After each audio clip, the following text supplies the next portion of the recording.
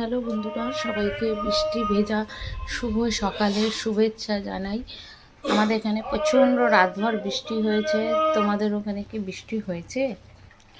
আজকে আমার প্রচণ্ড লেট হয়ে গেছে টিফিনের জন্য। দেখো ছোলা সেদ্ধ বসিয়েছি। আর ছেলের আজকে স্কুল নেই, ছেলে গেছে ড্রয়িং এক্সাম আছে সেইখানে। আর এত বৃষ্টি, ভাবছিলাম কি করব, পাঠাবো কি না।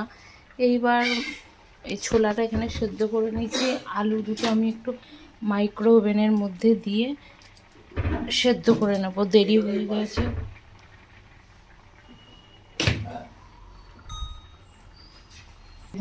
দেখো বন্ধুরা, মাইক্রো ওভেনে আমি আলুটা সেদ্ধ বসিয়ে দিয়েছি। 4.5 মিনিট টাইম দিয়ে এদিকে আমার ছোলাও সেদ্ধ হয়ে এসছে।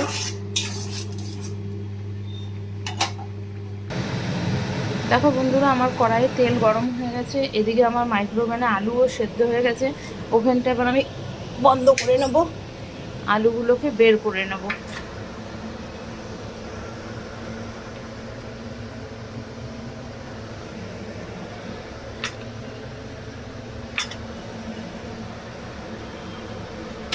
দেখো আলুগুলো খুব সুন্দর সেদ্ধ হয়ে গেছে।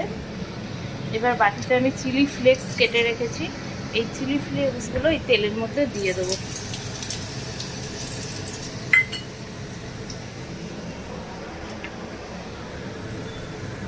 তার মধ্যে দিয়ে দেবো একটু রসুন থেতো।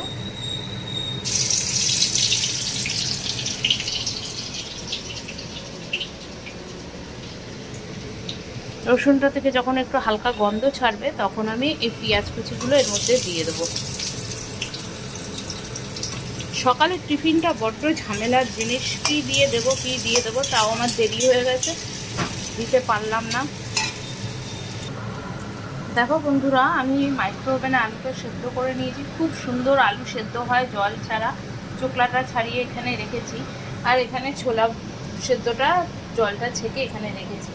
এবার পেঁয়াজগুলো একটু ভাজা ভাজা হলে এর মধ্যে একে একে মশলা দেবো, দিয়ে তারপরে এই ছোলাটা ওর মধ্যে মিক্সড করে দেবো। এটা তোমরা মুড়ির সাথে, রুটির সাথে, সব কিছুর সাথেই খেতে পারবে। খুব সুন্দর টেস্ট হয় আর খুব ভালোও লাগে খেতে। পেঁয়াজটা আমার ভাজা ভাজা হয়ে গেছে। এর মধ্যে এবার আমি আলু দুটো দিয়ে দেবো। কেন মাইক্রো ওভেনে সেদ্ধ করলে আলুটা নুন দিয়ে সেদ্ধ করা যায় না, চোকলা দিয়ে করতে হয়, চোকলা সমেত। এইবার আলুটাকে খুন্তি দিয়ে এরকম করে কেটে দেবো।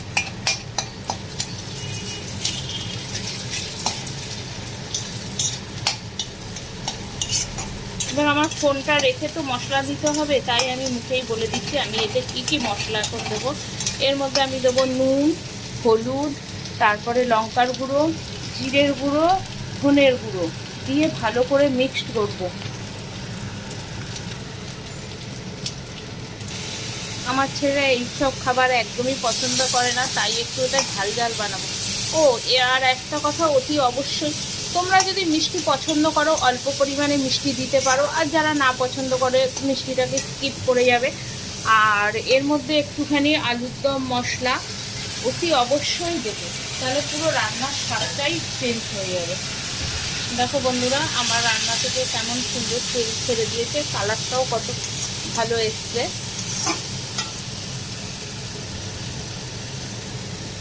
আমি জল দিয়ে মশলাটা কষিয়ে নিয়েছি। এবার আমি এর মধ্যে ছোলাগুলোকে, সেদ্ধ করা ছোলাগুলোকে এর মধ্যে মিশিয়ে দেবো। তবে আমি রান্নায় একটু মিষ্টি খেতে ভালোবাসি, তাই জন্য আমি একটুখানি এর মধ্যে সুগার দেবো।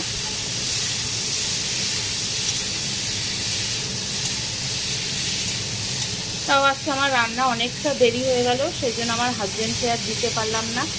ও অন্য টিফিন দিয়ে দিয়েছি, ও সেটা নিয়েই চলে গেছে অফিস। এবার একটু এর মধ্যে আমি আলুর দম মশলা দিয়ে বন্ধ করে, দেখো এর মধ্যে আমি সানরাইজের আলুর দম মশলাটা দিচ্ছি। এইভাবে তোমরা বাড়িতে বানিয়ে অবশ্যই খেয়ে দেখবে কেমন লাগে। এটা মুড়ির সাথেও খুব ভালো লাগে, রুটির সাথেও ভালো লাগে, সব কিছুর সাথেই ভালো লাগে।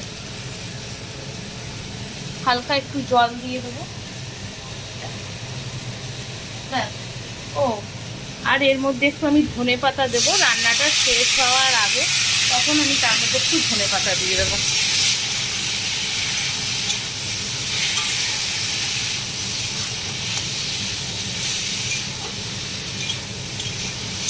আমার রান্না একদমই শেষ পর্যায়ে।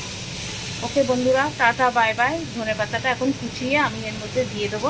মিস্ত্রি বাড়িতে কাজ করছে, তাদের একটু চা করে দিতে হবে, তাই জন্য আর পুরো শেষ করতে পারছি না, এখানেই আমি শেষ করে দিচ্ছি।